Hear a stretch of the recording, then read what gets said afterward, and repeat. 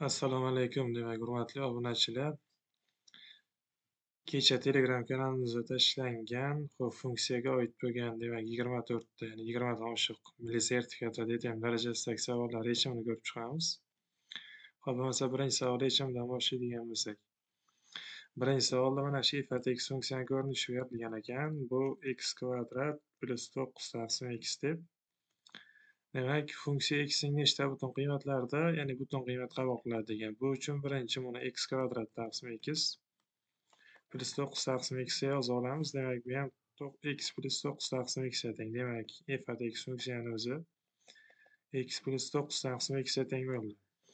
Hop, endi undan kelib chiqadi. Bu butun qiymat qabul qilish uchun mana funksiya, mana bu kasr ham butun qiymat qabul qilishi kerak. Ya'ni bundan kelib chiqadi. Hozir bu yoqda x 9 bo'luvchilar bo'lishi kerak. Demak, 9 bo'luvchilari 1, 3, 9. Bu yerda x qiymatini ham butunday nechta butun degan. Shu uchun demak, bularga qarama-qarshisini ham olib ketamiz bu yoqda. Ya'ni 1, 3, 9 ga qarama-qarshilari minus 1, minus 3, minus 9. Demak, jami hisobda 6 ta yechim bor ekan. Ya'ni 6 ta qiymat qabul qiladi. Xo'p, endi demak, ikkinchi masalani yechimini ko'radigan bo'lsak, if x bilan g x funksiya berilgan bizlarda if g bir qiymatini topishimiz kerak. Birinchi o'rinda bunaqa tipdagi masalada ichkaridan kelamiz. Ya'ni g bir qiymatini topishimiz kerak birinchi o'rinda. Demak, g bir qiymati mana bundan foydalanib topamiz uni. Demak, 1 plus 3 taqsim 1 plus 1 qilib. Demak, bu 4 taqsim 2 bo'lib qiymati 2 bo'ladi. Demak, g bir qiymati shunda 2 bo'lib qoldi. g bir qiymatini o'rniga mana bu 2 ni keltirib qo'yaman. Demak, bundan kelib chiqadi if 2 ni qiymatini topishim kerak. Demak, if 2 ni qiymatini nimadan foydalanamiz? Mana bundan foydalanib topamiz, ya'ni mana funksiyadan. Demak, if 2 ni qiymati teng bo'ladi. Xo'p, shunda demak 2 ni kvadrati plus 2 plus 1 taqsim, demak 3 kere 2 minus 2 ga. Demak, bu 4 plus 2 plus 1 taqsim 6 minus 2, ya'ni bu 7 taqsim 4 bo'lib qoladi yoki da 1,75. Demak, shunda if 2 ni qiymati 1,75 chiqdi. Demak, javob ham shunga teng. Ya'ni if g bir qiymati ham 1,75 ga teng bo'ladi. Demak, mana bu javobida sal xatolik ketib qolgan. Bunga e'tibor beringizlar. Demak, to'g'ri javob mana bu. 1,75 bo'lib qoladi. Demak, uchinchi misol yechimini ko'radigan bo'lsak, uchinchi misolda f x funksiyani ko'rinishini beribdi va g x funksiyani ham ko'rinishini bergan. Demak, f g x va g f x funksiyani ko'rinishini topishimiz kerak. Hop, birinchi o'rinda f g x funksiyani ko'rinishini topaylik. Demak, buni topishimiz uchun g x funksiyani o'rniga mana buni keltirib qo'yaman. Demak, bunda hosil bo'ladi bu f x plus 2 funksiya. Hop, demak, f x funksiyani o'zi yuqorida berilgandi 3x minus 1 deb. Demak, if x plus 2 ni qiymatini topish uchun mana bu demak ifodadagi x lar o'rniga 3x plus 2 ni qo'yamiz. 3 ko'paytirilgan x plus 2 minus 1. Demak, bundan kelib chiqadi 3x plus 6 minus 1. Bu ham 3x plus 5 ga teng. F x plus 2 ni qiymati 3x plus 5 chiqib qoldi. Xo'sh, endi g f x funksiyani qiymatini ham xuddi shunday qilib topishimiz mumkin. Demak, u uchun birinchi o'rinda mana bu ichkariga f x funksiyani qo'yaman. Demak, bu degani f 3x minus 1 degani. Demak, g 3x minus 1 degani. G x funksiyani o'zi yuqorida berilgan mana bu x plus 2 ga teng. X lar o'rniga 3x minus 1 qo'yadigan bo'lsak, g x funksiyani o'zi 3x minus 1 plus 2. Ya'ni 3x plus 1 bo'lib qoldi. Demak, bundan g x funksiyani ko'rinishi 3x plus 1 ga kelib chiqadi. To'rtinchi masalani yechimini ko'radigan bo'lsak, to'rtinchi masalada agar debdi if x minus 3 qiymati x kvadrat plus x plus 1 bo'lsa, if x funksiyani ko'rinishini tiklashimiz kerak. Bu uchun birinchi o'rinda if x minus 3 funksiyani berilgan yozib olaylik. Bundan foydalanib if x funksiyani ko'rinishini topish kerak. Bunaqa tipdagi misollarda mana bu ichkaridagi demak argument belgilab olinadi. Ya'ni x minus 3 t deb oladigan bo'lsam, xo'p, bu yoqdan demak x topaman, t plus 3 bo'ldi. Xo'p, endi x lar o'rniga t plus 3 qo'yamiz. X lar o'rniga t plus 3 qo'yadigan bo'lsak, mana bu yerga keltirib, demak bunda demak t plus 3 minus 3 bo'ladi. Ya'ni x o'rniga t plus 3 qo'yapman. X'ni yozib qo'yaman mana bu yoqda t plus 3 deb. Mana bu x'lar o'rniga ham t plus 3 larni qo'yib chiqamiz. Xo'p, bunda t plus 3 ni kvadrati plus t plus 3 plus 1 bo'lib qoldi bu. T plus 3. Demak, bundan f(t)ni qiymatini topadigan bo'lsak, t kvadrat plus 6t plus 9 plus t plus 4 bo'lib qoldi.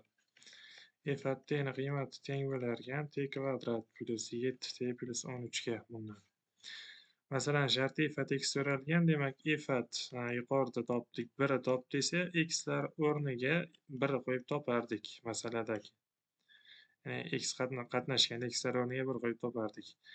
f(0) top desa, x'lar o'rniga 0 qo'yib topardik. Endi bizlarda f(t)ni berib, f(x) top ber desa, demak t'lar o'rniga x qo'yaveramiz bo'ldi. Ya'ni mana bu yoqdagi t'lar o'rniga x qo'yib yozadigan bo'lsam, oxirida javob f(x) ko'rinishi x kvadrat plus 7x plus 13 bo'lib qoladi. Ya'ni javoban mana xuddi mana shunday ko'rinishda turibdi. Navbatdagi 5-masalani yechimini ko'radigan bo'lsak,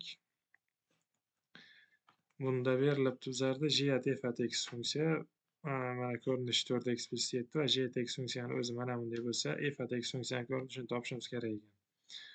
Xo'p, bu uchun birinchi o'rinda yozib olaylik. J at f(x) funksiyani o'zi nimaga teng? f(x) demak, xo'sh, e'tibor beraylik bu yoqda. Xo'p, bu 4x plus 7 ekan. Demak, j at x funksiya 2x plus 1 ekan.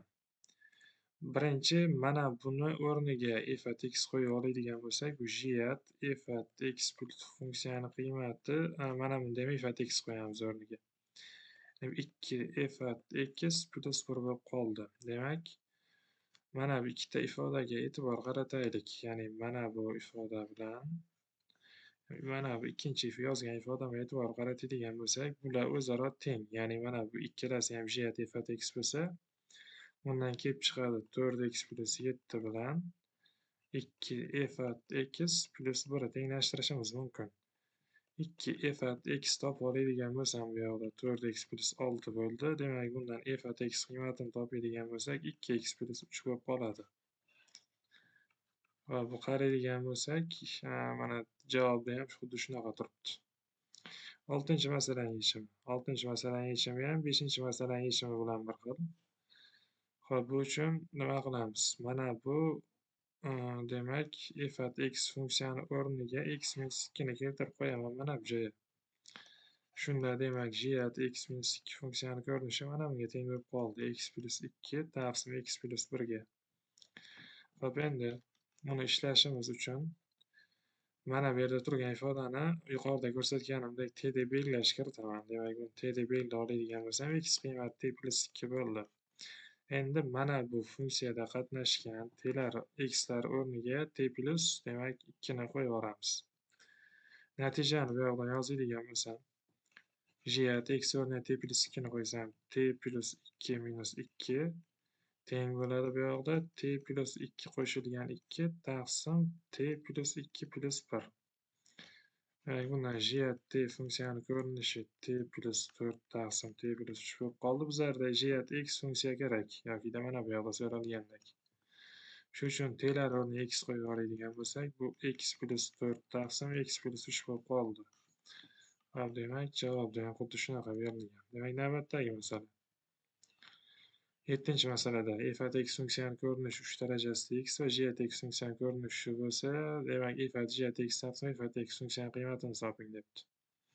Va birinchi o'rinda hadmat topaylik, ya'ni mana bu yuqorida turgan ifodani qiymatini topib olaylik birinchi o'rinda.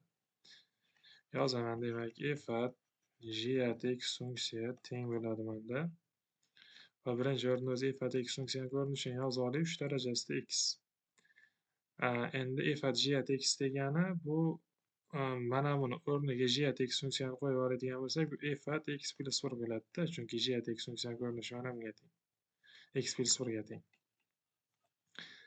Xo'p, f(at x + 1 funksiyani topaman pastdan. f(at x + 1 funksiya degani mana bu x'lar o'rniga x + 1 qo'yishing kerak degani. Bu 3 darajasida x + 1 bo'ldi. So'ralgan narsani yozib olaylik. f(at g(at x) ni f(at x) ga nisbatan toping degani. f(at g(at x) o'rniga demak mana buni qo'yib yuborsak bo'ladi. Ya'ni mana bundan foydalanib aytib ketyapman-da. f(at g(at x) funksiya yuqorida yozdik. f(at x + 1 ga tengdi. f(at x + 1) o'zi mana bunga teng chiqdi. 3x + 1 darajasida. Shundan foydalanib yozib ketsak bo'ladi. Hozir mana bu belgilagandan foydalanib yuqoridagini o'rniga qo'yib ketaman. Demak, bunda 3 darajasida x + 1 taqsim f(at x) funksiyani o'rniga mana buni keltirib qo'yaman. 3 darajasida x. Demak, bundan kelib chiqadi bu. 3 ni birinchisi qoladi. Darajalarni ayirib yuborsak, f(at g(at x) taqsim f(at x) funksiyani qiymati shunda 3 ga teng bo'lib qolar ekan bizlarda. Xo'p, bu javob ham 3 bo'lib turibdi. 8-masalani yechimini ko'radigan bo'lsak, f(at x) funksiya demak chizmadagi ABCD nuqtalardan o'tish ma'lum bo'lsa, f(at f(at 2 plus f(at f(at 3) qiymatini topishimiz kerak. Demak, bu yoqdan yozaman. f(at f(at 2 plus f(at f(at 3) qiymatini topishim kerak. Birinchi o'rinda mana buni topib, keyin buni topib, ikkalasini qo'shib qo'yishimiz kerak. Xo'p, boshladik. f(at f(at 2 ni topaylik. f(at f(at 2) teng bo'ladi nimaga? Birinchi o'rinda mana buni topib ol, ya'ni f(at 2 ni o'zini. f(at 2 ni topib oladigan bo'lsam, ya'ni buni ma'nosi x teng 2 bo'lganda shuni y nechi bo'lgan degani.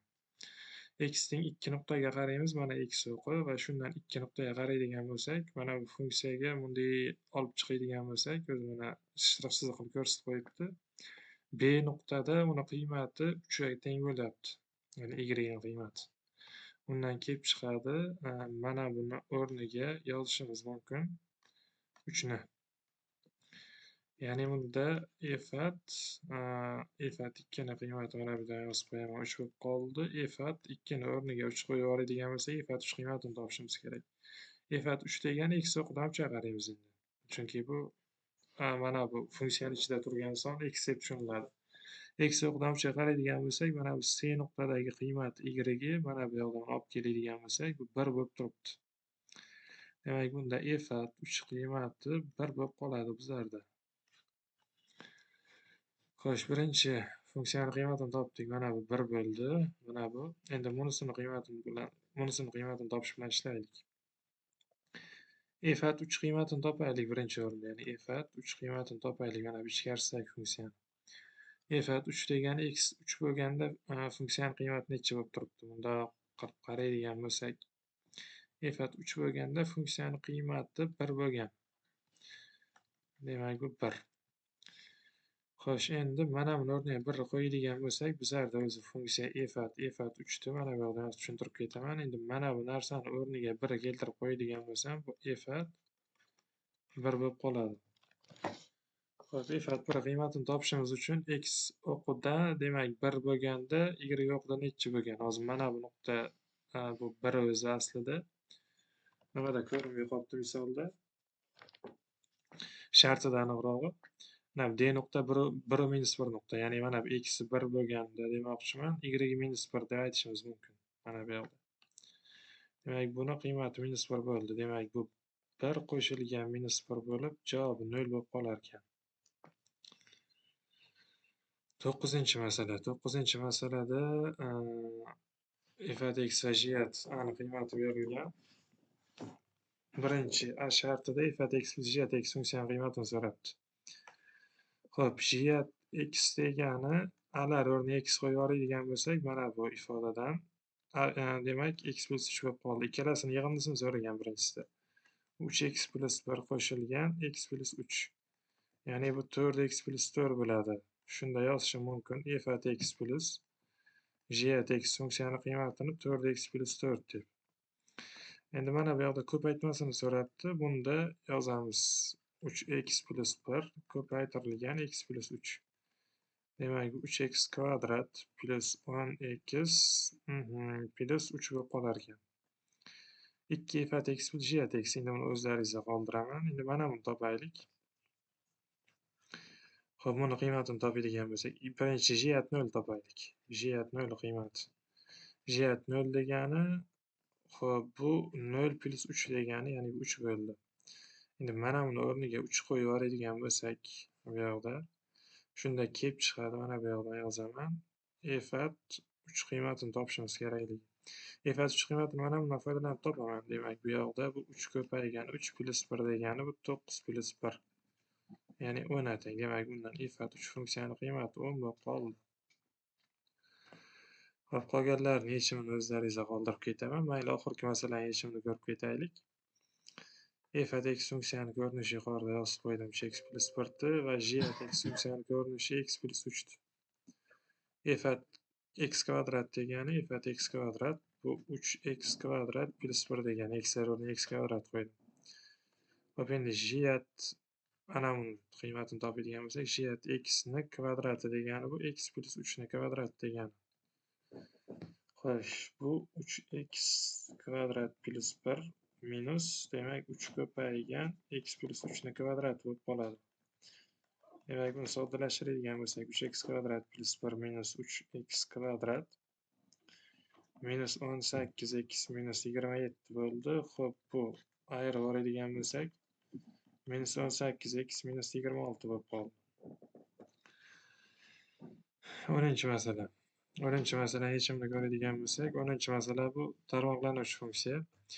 F at minus 2 degani o'zi mana bu yoqda yuqoridagi oraliqlardan qaysi biriga tushyapti? Birinchi shuni o'zini topib olaylik. Minus 2 degani bu x kichik 0 shart qanoatlantiradi. Bundan kelib chiqadi f at x funksiyani o'zini minus 2 ni hisoblash uchun 3 darajasida x deb olamiz.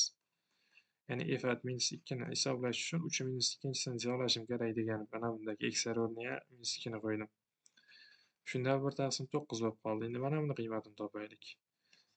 F at 0 qiymatini. Birinchi o'rinda ichkarisidan kelaman, ya'ni mana bu qism bilan ishlamoqchiman. Mana bu f at 0 qiymatini toping.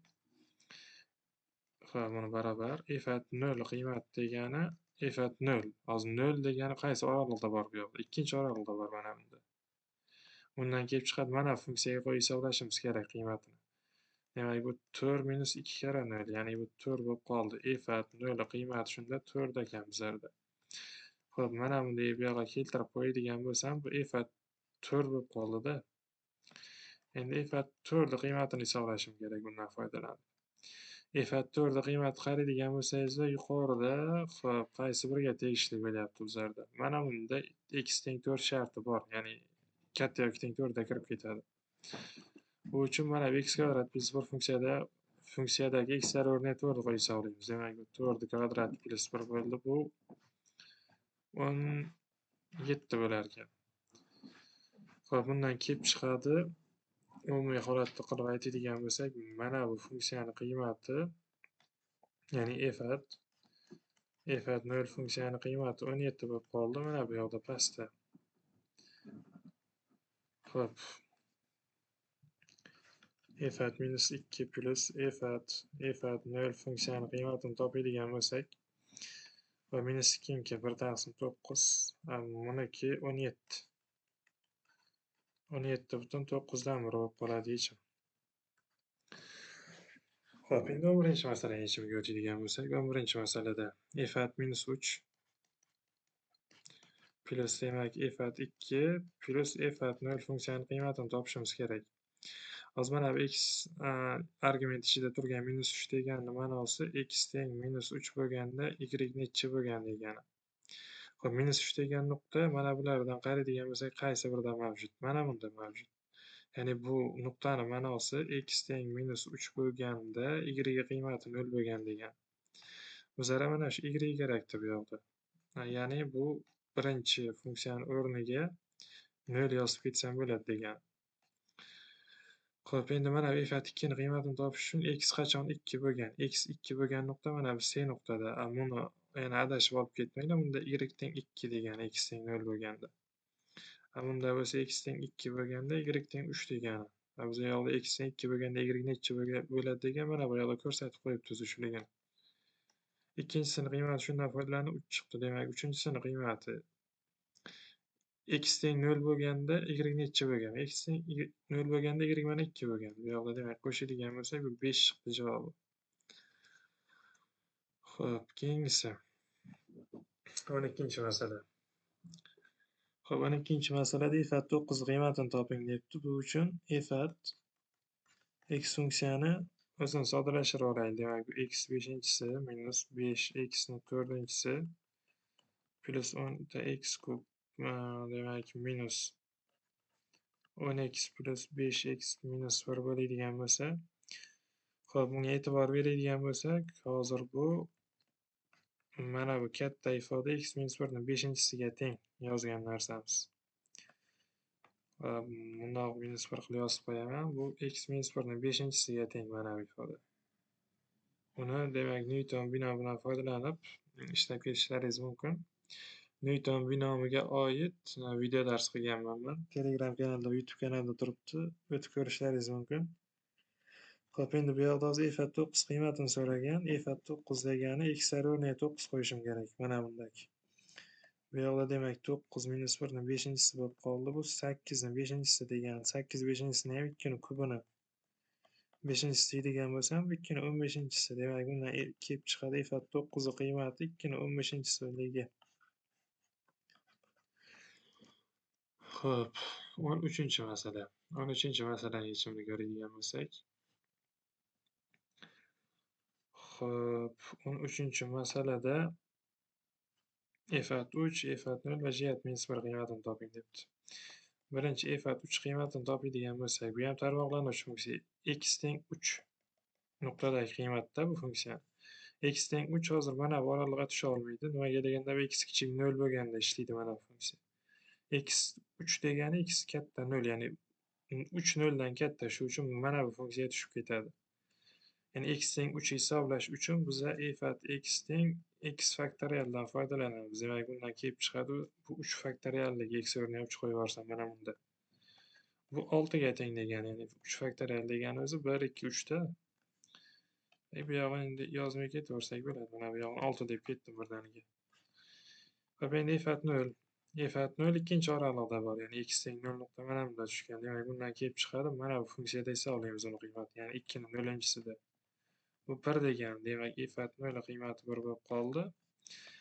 Endi oxirgisi qoldi mana bu jiyat x funksiyani qiymati. Jiyat minus 1 degani jiyat x funksiyani o'zi alohida bor mana bu yoqda. Bunda hech qanaqa oralig'i yo'q. Shuni o'rniga qo'yib yuboraman. Demak, minus 1 taqsim 1 plus 1. Demak, bu minus 1 bo'lib qolar ekan qiymat. Endi x o'rniga minus 1 qo'ydim bo'ldi. Bu demak minus 1 bo'lib qoldi qiymati. Endi uchalasini qo'shishimiz kerak. Adashmasam uchalasini qo'shsak buni, demak qizilda yozib qo'yaman. Ifat 3 plus ifat 0 plus jiyat minus 1. Ifat 3 qiymati 6. Xo'p, jiyat ifat 0 qiymati 1. Jiyat minus 1 qiymati ham minus 1. Demak, bu общий hisobda 6 bo'lib qolar ekan javob. Va mana javobim 6. 14-masala. 14-masala yechimini ko'radigan bo'lsak, bunda xato qilish mumkin bo'lgan joy qayoqda? Birdaniga x o'rniga 3 qo'yib yuboriladi. Ko'p vaziyatda abituriyentlarda eng ko'p xatosi shunda bo'ladi. X o'rniga 3 qo'ymaslik kerak bunda. Birinchi o'rinda. Xo'p, mana bu ichida turgan narsani 4x minus 1 bu funksiya ichida turgan ifat 3 bilan ifat 3 ga tenglashtirib olishimiz kerak demoqchiman. Ya'ni bu ifat 4x minus 1 bilan taqqoslaydigan bo'lsak, ifat 3 funksiyani mana bu ikkalasini ichidagi nimalarni funksiyalarni tenglashtirishimiz kerak. Demak, bundan x minus 4x teng 4ligi va x 1ligi kelib chiqadi. Demak, ifat 3 qiymatini topishim uchun men bundan kelib chiqadi x o'rniga 1 qo'yishim kerak deganida. Demak, x o'rniga 1 qo'yib yozadigan bo'lsak, mana bu общий funksiyani nima hosil bo'ladi? Ifat 4 kara 1 minus 1 teng bo'ldi 3 ko'paygan 1 plus 15 taqsim 1 kvadrat plus 2 ga. Xo'p, bunda yozaman. Ifat 3 funksiya teng bo'lar ekan 10 yuqori 18 past 3. Mana bu 3 demak bu 6 bo'ldi. Ifat 3 qiymati 6 ga teng bo'lar ekan shunda. Xo'p, mana bu funksiyani qiymatini topadigan bo'lsak 15 ta, agar f at x kvadrat minus 1 shu funksiyaga teng bo'lsa, f at 3 qiymatini topishimiz kerak. Bu f at 3 qiymatini topish uchun yuqorida aytganimdek, mana bu ifodani tenglashtiraman 3 ga. Ya'ni argument ichidagini funksiya ostidagi, ya'ni x kvadrat minus 1 bilan 3 tenglashtirdim. Bundan x kvadrat teng 4 va x qiymat 2 va x qiymati minus 2 chiqadi. Bir marta 2, bir marta minus 2. Demak, f at 2 ni topamiz birinchi o'rinda. X o'rniga 2 ni qo'yib oladigan bo'lsam, bu 4 minus 1 bo'lib, demak bu yoqda hisoblayman. Bu 2 ni kubi minus demak 2 plus 1 bo'ldi. Demak bu 8 minus 2 plus 1 degani bu 7 chiqib qoladi. Xo'p, bunda f at 3 qiymati 7 bo'lib qolar ekan. Demak f at x teng minus 2 da hisoblaydigan bo'lsak, unda ham 4 minus 1 teng bo'ldi. Bu minus 8. Xo'p, minus 2 ni qo'ysam minus 2 plus 1. Xo'p, bu yoqda minus 8 plus 2 plus 1 bo'lsa, bu minus 5 bo'lib qolar ekan. Va bunda f at 3 qiymati minus 5 bo'ldi. Demak, ikkala javob ham to'g'ri. Endi masalani javobida bittasi berib ketilgan, u aslida ikkalasi ham to'g'ri bo'ladi. Agar bunaqa savol testda tushib qolsa, mana shu ikkita javob ham bo'lishi kerak. 16-masala. 16-masalada agar f at x funksiya 2x plus 3 ga teng bo'lsa, f at 2x plus 1 ni f at x funksiya orqali ifodalang degan. Xo'p, buni ishlash uchun nima qilamiz? Birinchi o'rinda f at x funksiyani o'zini yozib olaylik. 2x plus 3 ekan. Va bundan foydalanib 2x plus 1 funksiyani topaman. 2x plus 1 funksiyani topishim uchun mana bundagi x'lar o'rniga 2x plus 1 qo'yishim kerak. Demak, 2 ko'paytirilgan 2x plus 1 plus 3 bo'lsa, bu 4x plus 2 plus 3. Demak, f at 2x plus 1 funksiyani qiymati 4x plus 5 bo'lib qolar ekan. Общий hisobda. Mana buni kattaroq qilib yozib qo'yay yoki mana bu yoqda 4x plus 5 bo'ldi buni qiymati. Xo'p. Endi buni f at 2x plus 1 funksiyani, ya'ni 4x plus 5 yozishimiz mumkin. F at 4x plus 6 minus 1. Demak, buni ham soddalashtirib yozaman yana. Xo'p, bundan 2 ni olib chiqadigan bo'lsak, 2x plus 3 minus 1 bo'ldi. E'tibor beringlar, endi mana bu yoqda f at x funksiyaga f at x funksiyani o'zi 2x plus 3 ga teng. Ya'ni mana buni o'rniga keltirib qo'yamiz f at x funksiyani. Ya'ni mana buni o'rniga f at x qo'yib yuborsam bo'ladi. Demak, bundan f at 2x plus 1 teng bo'ldi 2 f at x minus 1 ga. Demak, masalan shartda o'tishini so'ragan, umumiy javob mana shunaqa ko'rinishda bo'lib qoladi. Xo'p, demak, navbatdagi masalani yechimini ko'radigan bo'lsak, 17-masalani yechimi. 17-masala bu yuqorida aytganimdek tarmoqlanuvchi funksiyaga oid masala bu. Va buni ishlashimiz uchun birinchi ichkarisidan kelamiz, ya'ni so'ralgan narsani. Birinchi o'rinda hisoblashim kerak bo'lgan narsa mana bu funksiyani qiymatini hisoblayman, ya'ni f at minus 2 ni qiymati. F at minus 2 ni qiymatini hisoblashim uchun bu degani x teng minus 2 dagi funksiyani qiymatini topib ber degan. Minus 2 hozir mana bu 3 ta oraliqdan qaysi biriga tushadi? X kichik 0 shartda tushadi. Demak, x teng minus 2 nuqtadagi qiymatni hisoblash uchun f at x teng x plus 3 funksiyadan foydalanamiz. Xo'p, bunda demak x o'rniga minus 2 ni qo'yib oladigan bo'lsam, minus 2 plus 3 bu 1 bo'lib qoldi. Ya'ni mana buni o'rniga 1 qo'yib yuborsam bo'lar ekan. Demak, bu f at 1 bo'ldi. Shuni hisoblasak, funksiyani javobi kelib chiqadi. Bu uchun yana ichkaridagi ifoda, ya'ni mana bu f at 1 qiymatini hisoblayman. F at 1 yuqoriga qaraydigan bo'lsak, bir funksiya qaysi oralig'ga tushadi? Mana bu oralig'da bor. Ya'ni 0 va 3 orasida joylashganda 1. Shu uchun x o'rniga 1 qo'yganimizda mana bu funksiyani qiymati bilan hisoblaymiz, mana funksiya ko'rinishida. Ya'ni f at 1 qiymatini topishim uchun 5 minus x dan hisoblayman. Bu 5 minus 1 bo'lib 4 bo'lib qoladi. F at 1 qiymati demak 4 ga teng bo'lib qoldi. Xo'p, buni o'rniga f at 1 o'rniga 4 ni qo'yib oladigan bo'lsam, bundan f at 4 bo'lib qoladi. F at 4 hisoblashim uchun yuqoriga qarasangizda f at 4 funksiya qaysi oraliqni qanoatlantiradi? Birinchi oraliqni qanoatlantiradi. Ya'ni x katta 3. 4 chunki 3 dan katta. Shu uchun f at x funksiyani o'rniga mana buni olib ketib hisoblaymiz. Xo'p, bundan kelib chiqadi bu -4 ni kvadrat qiladigan bo'lsak, bu -16 ligi. Umumiy holatda javob yozib qo'yaman. f at -2 ni qiymati -16 bo'lib qolar ekan. 18-masala. Y teng f at x funksiyani grafigi quyidagi chizmada tasvirlangan degan f at -1 qiymatini topishimiz kerak ekan. Xo'p, ketdik. Birinchi yozib olayım buni. f at -1. Yuqorida aytganimdek, mana bu funksiya qiymatini hisoblayman. Birinchi f at -1, ya'ni ichkaridan kelaman-da bunda. f at -1 qiymatini hisoblashim uchun buni ma'nosi x teng -1 dagi qiymati nechi funksiyani demoqchi. X teng -1 ga qaraydigan bo'lsak, bu demak o y o'qiga perpendikulyar bunday tushiradigan bo'lsam, bu koordinata boshi bo'lib turibdi. Koordinata boshida x ham y ham qiymati 0, ya'ni f at -1 qiymati 0 degan.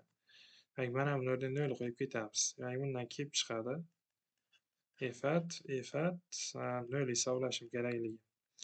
Hop, endi mana bu funksiyani hisoblayman. Ya'ni f at 0 qiymatini hisoblashim kerak. F at 0 qiymatini hisoblashim uchun x teng 0 bo'lganda y qiymati nechi bo'lgan?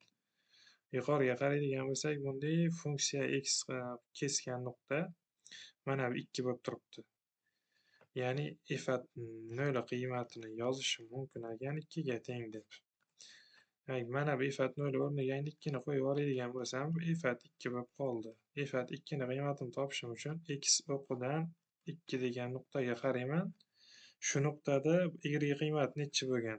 Yuqoriga bunday olib chiqadigan bo'lsam, shtrix chiziq bo'yicha, ya'ni mana bu yoqda kesib turibdi. Demak, bu nuqtada y qiymatini 6 ligini ko'rsatib qo'ygan mana masalada. Bundan kelib chiqadi buni qiymatini 6 ligi. Demak, umumiy holatda mana bu ifodani qiymatini biz 6 deb olib ketishimiz mumkin. Xo'p, 19-masalaga yechimini ko'radigan bo'lsak, 19 da shu 18-masalaga o'xshash nimani teskarisini berib qo'yibdi. Ya'ni f at x funksiyani qiymati berilgan 4 deb x qiymatini topish kerak. Va birinchi qaraylik. Bu ma'nosi y teng 4 bo'lganda mana bu ichkaridagi funksiyani qiymatini topib beradi bu. Y teng 4 bo'lgan nuqtada x qiymati nechi bo'lgan degan. Ya'ni bundan hozir y teng 4 nuqtada f at x qiymati nechi bo'lganini topib olishimiz mumkin.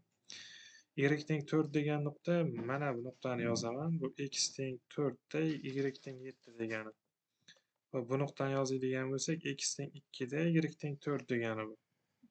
Bizga y teng 4 kerakdi mana bu. Demak, bunda ko'rib turibsizlar, x qiymati 2 bo'lgan, ya'ni f at x qiymati 2 bo'lgan deganida.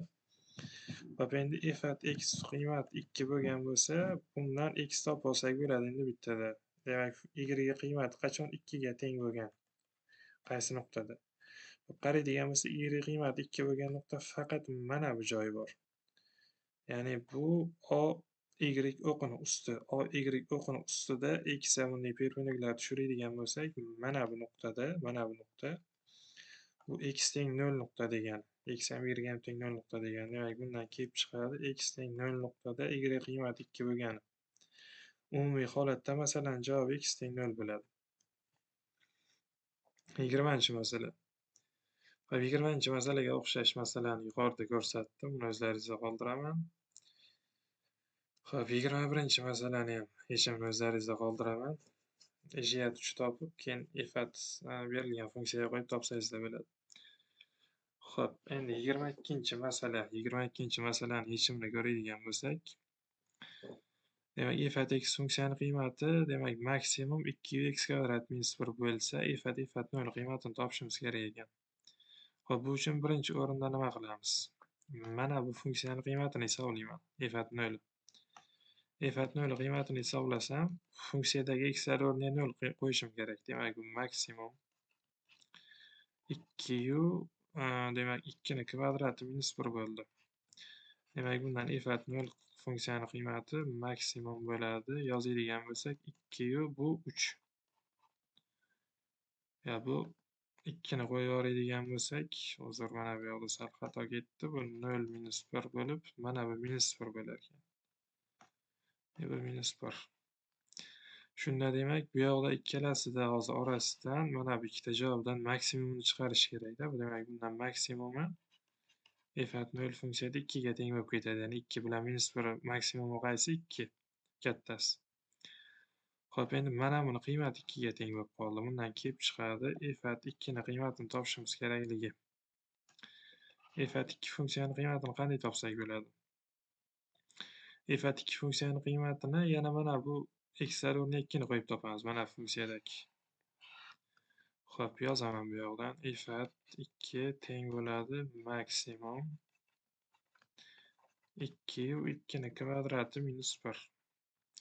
Xo'p, bunda demak f(2) ni qiymati teng bo'ladi maksimum 2 yu 2 ni kvadrati minus 1 3 bo'lib qoldi. Demak, bular ichidan maksimum oladigan bo'lsa, f(2) ni qiymati 3 bo'lib qoladi.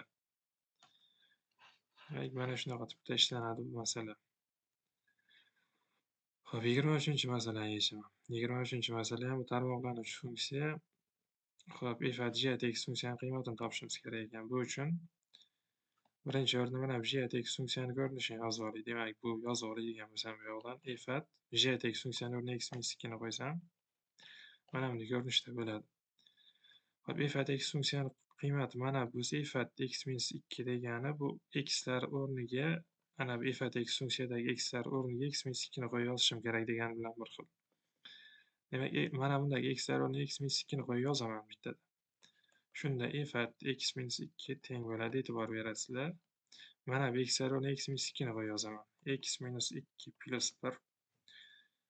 Demak, bu yoqda yozishimiz mumkin agar. Xo'p, shunda xlar o'rniga x minus 2 ni qo'ysam, katta yoki teng 0. Endi pastda ham xuddi shu ish qilaman. x minus 2 minus 1.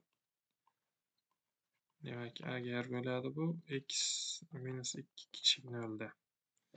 Va men umumiy holatda funksiyani o'zini yozadigan bo'lsam, qiymatini f(x minus 2) bizlarda teng bo'lar ekan x minus 1 bo'lganda, demak bu agarda yozamiz mana bu yoqdan x katta yoki teng 2 da.